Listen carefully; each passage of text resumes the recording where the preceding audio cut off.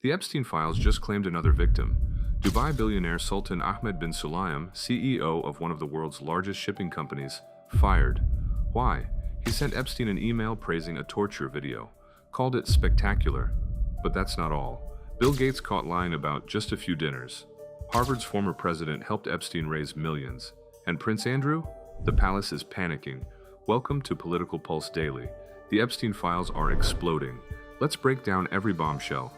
First up, Sultan Ahmed bin Sulayem, billionaire, CEO of DP World, operates ports in 78 countries, moves 10% of global shipping.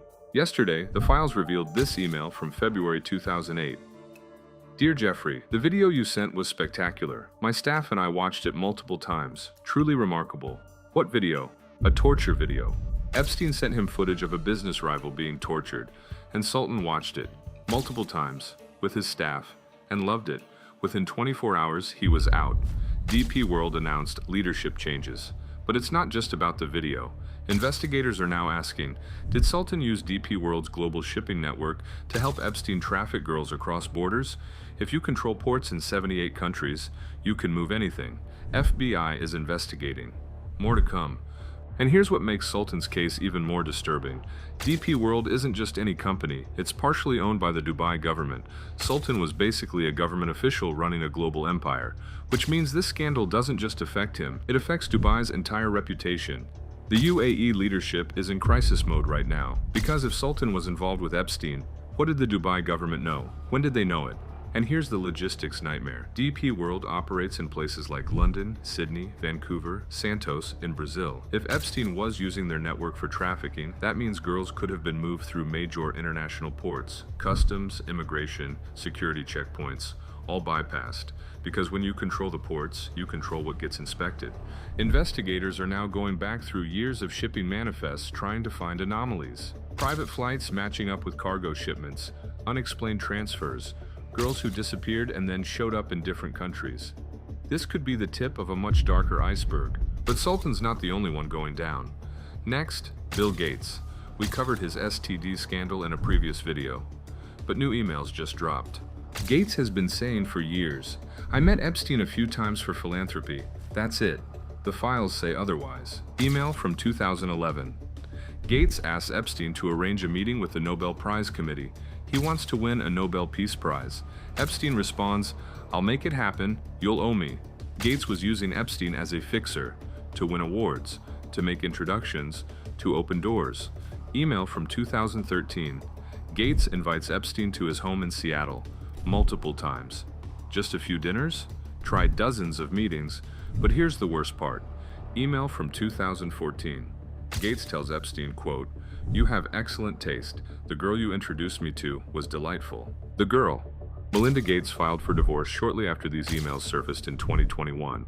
She said Epstein was evil personified and that Bill's relationship with him was unforgivable. Now we know why. Next, Larry Summers, former Harvard president, former Treasury Secretary, one of the most powerful economists in the world. The files reveal Summers helped Epstein donate millions to Harvard. Between 2003 and 2006, Epstein gave over $6.5 million to Harvard's program for evolutionary dynamics. But here's the thing. Epstein had already been accused of sexual misconduct with minors by 2003. Harvard knew, Summers knew. They took his money anyway, but it gets worse. Email from 2004. Summers writes to Epstein, thank you for your continued support. Your insights on genetics and evolution are invaluable. Epstein had no background in genetics. He didn't go to college, he wasn't a scientist, so why was Summers praising his insights? Because Epstein wasn't donating for science, he was buying influence. Access to Harvard researchers, credibility, a way to launder his reputation. And Summers gave it to him. In 2006, after Epstein's first arrest, Harvard finally cut ties. But Summers? He defended the decision to take Epstein's money. He said, we didn't know the full extent of his activities. Liar. Multiple Harvard professors had raised concerns. Victims had come forward, the media had reported it. Summers knew, he just didn't care. But let's talk about what Epstein was really doing at Harvard, because it wasn't just about donating money. Epstein was obsessed with eugenics, creating a superior human race, seeding the gene pool with his own DNA. He owned a ranch in New Mexico where he allegedly planned to impregnate multiple women at once, and Harvard gave him access to top geneticists. Cutting-edge research. According to the files, Epstein attended private seminars, met with researchers one-on-one. One email from 2005 shows him asking about selective breeding outcomes. A Harvard researcher responded, "Fascinating questions, Jeffrey. Let's discuss at our next meeting." Harvard was giving a pedophile access to genetic research because he had money, and Larry Summers opened that door. And finally, Prince Andrew. We've known for years that Andrew was in Epstein's circle.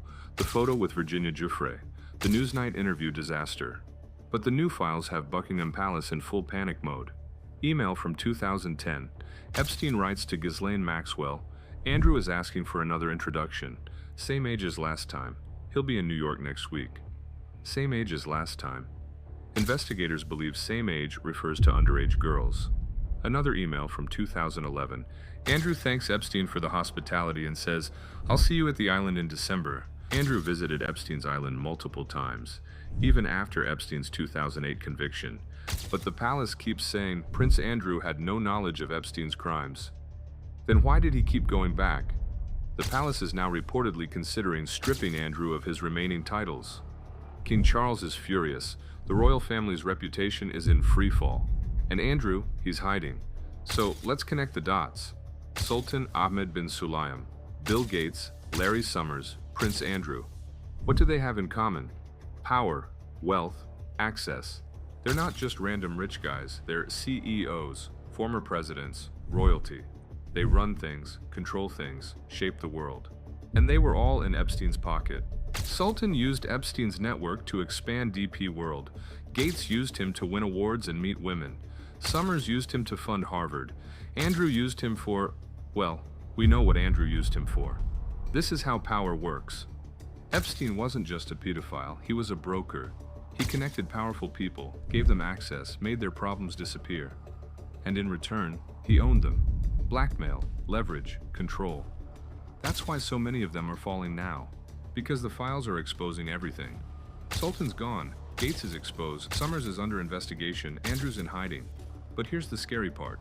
These are just the names we know about. How many more are in those files? How many are still in power?